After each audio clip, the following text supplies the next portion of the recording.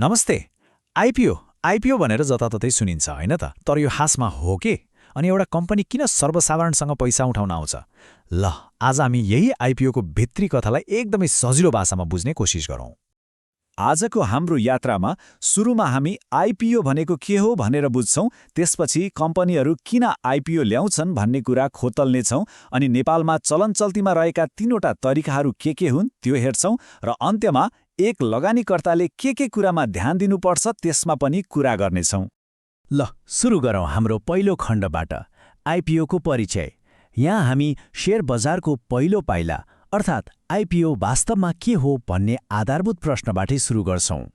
IPO अर्थात् initial public offering सुन्दा अलिक गाह्रो लाग्ला, तर यो एकदमै सजिलो कुरा हो। मान्नुहोस् एउटा प्राइभेट कम्पनी छ जसले पहिलो पटक फर्स्ट टाइम आम मानिसलाई ल है मेरो कम्पनीको सानो हिस्सा मतलब शेयर किन्नुहोस् भनेर बोलाउँछ।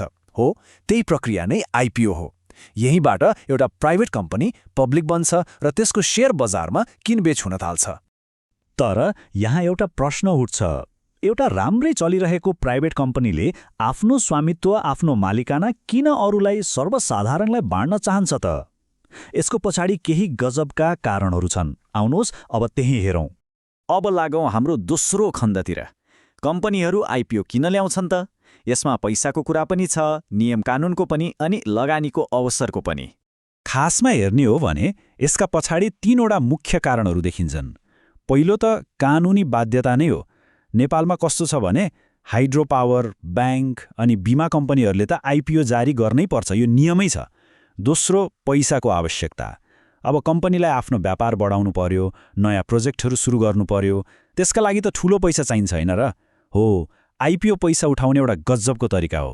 अनि तेस्रो कारण, ठूला लगानीकर्ताहरूलाई आकर्षित गर्न। जब कम्पनीको शेयर बजारमा लिस्ट हुन्छ तब लगानीकर्ताहरूले सजिलैसँग किन्न र बेच्न सक्छन्। यो सजिलोपनले गर्दा नै ठूलो लगानी भित्राउन कम्पनीलाई सजिलो हुन्छ। अब कम्पनीले ऋण लिनुको साटो किन शेयर बेच्द त? यो स्लाइडले त्यो कुरा एकदमै छर्लङ्ग पार्छ। हेर्नुस् है, बायाँतिर छ ऋण। ब्याङ्कबाट ऋण लियो भने कम्पनीले नाफा कमाए पनि, घाटामा गयो पनि ब्याज त तिर्नै पर्छ। यो त एउटा बोझ जस्तै भयो। त्यसैले यसलाई महँगो पुँजी भनिन्छ। तर दायाँतिर हेर्नुहोस् त, शेयर जारी गर्दा के हुन्छ? कम्पनीले नाफा कमायो भने मात्र लगानीकर्तालाई लाभांश बाँड्छ। नाफा भएन भने यो पटक दिन सकिएन भन्न नि सक्छ। हो, यही कारणले शेयरबाट उठाएको पैसालाई सस्तो पुँजी मानिन्छ। कति फरक होइन त? ल, अब हामी आइपुग्यौँ हाम्रो तेस्रो र सायद सबैभन्दा महत्त्वपूर्ण खण्डमा। नेपालमा आइपिओ जारी गर्ने तीनवटा प्रमुख तरिकाहरू के हुन्? अब एक गरेर यसलाई केलाऊ।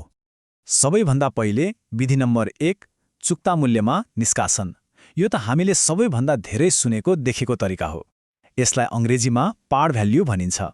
यसमा के हुन्छ भने कम्पनीले आफ्नो शेयरको एउटा अंकित मूल्य, जुन प्रायजसो प्रति किता 100 रुपैयाँ हुन्छ, त्यही मूल्यमा नै बिक्रीको लागि खुला गर्छ। यो प्रक्रिया यत्तिकै हुँदैन, यसको एउटा पूरा सिस्टम छ। सुरुमा त्यो कम्पनी पब्लिक लिमिटेड भएर कम्तीमा 1 वर्ष चलेको हुनुपर्छ। त्यसपछि बिक्री प्रबन्धक छान्ने, आफ्नो आर्थिक स्वास्थ्य कस्तो छ भनेर क्रेडिट रेटिङ गराउने जस्ता कामहरू हुन्छन्। त्यो रेटिङ पनि डी ग्रेडभन्दा माथि हुनैपर्छ है। अनि अन्त्यमा यी सबै कागजपत्र मिलाएर धितोपत्र बोर्ड मतलब 7मा निवेदन दिइन्छ। बोर्डले सबै कुरा राम्ररी जाँचिसकेपछि मात्र ल अब आइपिओ जारी गर भनेर अनुमति दिन्छ। अब जाउँ दोस्रो विधिमा, प्रिमियममा निष्कासन। यो अलि फरक छ। यसमा चाहिँ आर्थिक रूपमा एकदमै बलिया राम्रा कम्पनीहरूले आफ्नो 100 रुपैयाँको शेयरलाई त्योभन्दा बढी मूल्यमा बेच्न पाउँछन्। जस्तै 100 को शेयरलाई 250 रुपैयाँमा पनि बेच्न सक्छन्। तर प्रिमियममा शेयर बेच्न त्यति सजिलो छैन। यसका लागि नियमहरू निकै कडा छन्। कम्पनी लगातार 3 वर्ष नाफामा चलेको हुनुपर्छ। उसको प्रति शेयर नेटवर्थ मतलब कम्पनीको वास्तविक सम्पत्ति अंकित मूल्यभन्दा बढी हुनै पर्छ। अनि क्रेडिट रेटिङ पनि एकदमै राम्रो, न्यूनतम BBB हुनुपर्छ। यसले के देखाउँछ भने जो पायो त्यही कम्पनीले प्रिमियममा आइपिओ ल्याउन सक्दैन। केवल बलिया र स्थापित कम्पनीहरूले मात्र यो सुविधा पाउँछन्। र अब तेस्रो र नेपालको लागि सबैभन्दा नयाँ र आधुनिक विधि, बुक बिल्डिङ। यो विधि एकदमै रोचक छ। यसमा शेयरको मूल्य कम्पनीले तोक्दैन, बरु बजारमा कति माग छ, लगानीकर्ताहरू कति तिर्न तयार छन् त्यसले मूल्य निर्धारण गर्छ। विदेशका ठूला बजारहरूमा यो विधि निकै लोकप्रिय छ। बुक बिल्डिङको लागि त शर्तहरू झनै कडा छन्। कम्पनी 3 वर्ष लगातार नाफामा त हुनै पर्यो, त्यसको साथसाथै उसको प्रति शेयर नेटवर्थ अङ्कित मूल्यको कम्तीमा पनि 1.5 गुणा यानि कि 150% हुनै पर्छ। यसले के प्रश्न पार्छ भने यो विधि त केवल उत्कृष्ट आर्थिक अवस्था भएका टप टियर कम्पनीहरूको लागि मात्र हो। अब यसमा शेयर कसरी बाँडिन्छ त त्यो हेरौँ। यहाँ 40% शेयर ठूला संस्थागत लगानीकर्ताहरूलाई जस्तै कि म्युचुअल फन्ड, ब्याङ्कहरूलाई छुट्याइन्छ। उनीहरूले आफ्नो विज्ञता प्रयोग गरेर शेयरको सही मूल्य पत्ता लगाउन मद्दत गर्छन् र बाँकी रहेको 60% शेयर चाहिँ सर्वसाधारण लगानीकर्ताको लागि खुला हुन्छ। र यहाँ आउँछ सबैभन्दा ठूलो फाइदा, खास गरी सर्वसाधारण लगानीकर्ताहरूका लागि। ती ठूला संस्थाहरूले बोलको बोल गरेर जुन अन्तिम मूल्य तय गर्छन् नि, जसलाई कट अफ प्राइस भनिन्छ, हो सर्वसाधारणले त्यो मूल्यमा सिधै 10% छुट पाउँछन्। सोच्नुस् त यो आम लगानीकर्ताका लागि कति ठूलो अवसर हो। ल, यो स्लाइडले अहिलेसम्मका सबै कुरालाई एकै ठाउँमा सारांशमा देखाउँछ। हेर्नुस् त, मूल्य निर्धारण कसरी हुन्छ। चुक्ता मूल्यमा फिक्स, प्रिमियममा कम्पनीले तोक्ने र बुक बिल्डिङमा बजारले। शर्तहरू पनि हेर्नुस्, पहिलोबाट तेस्रोमा जाँदा झन्झन कडा हुँदै गएको छ र सबैभन्दा महत्त्वपूर्ण कुरा सर्वसाधारणले पाउने मूल्य। चुक्तामा 100 रुपियाँ, प्रिमियममा बढी, तर बुक बिल्डिङमा चाहिँ कट अफ मूल्यमा 10% को आकर्षक छुट। यिनै हुन् यी 3 विधिहरू बीचका मुख्य भिन्नता।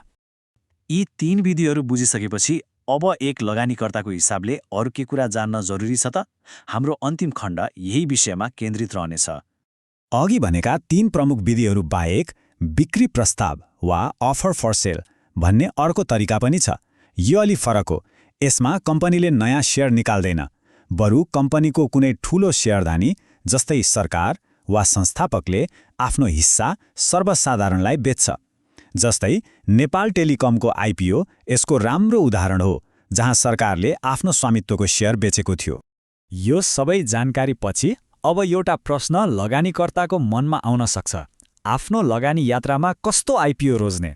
के सुरक्षित मानिने 100 रुपियाँकी चुक्ता मूल्यको आइपिओमा जाने, वा बलियो कम्पनीको प्रिमियम मूल्य तिर्ने, कि नयाँ अवसर बोकेर आएको बुक बिल्डिङ विधि रोज्ने? हो, अन्तिम निर्णय त लगानीकर्ताको आफ्नै अध्ययन, विश्लेषण र जोखिम लिन सक्ने क्षमतामा नै भर पर्छ।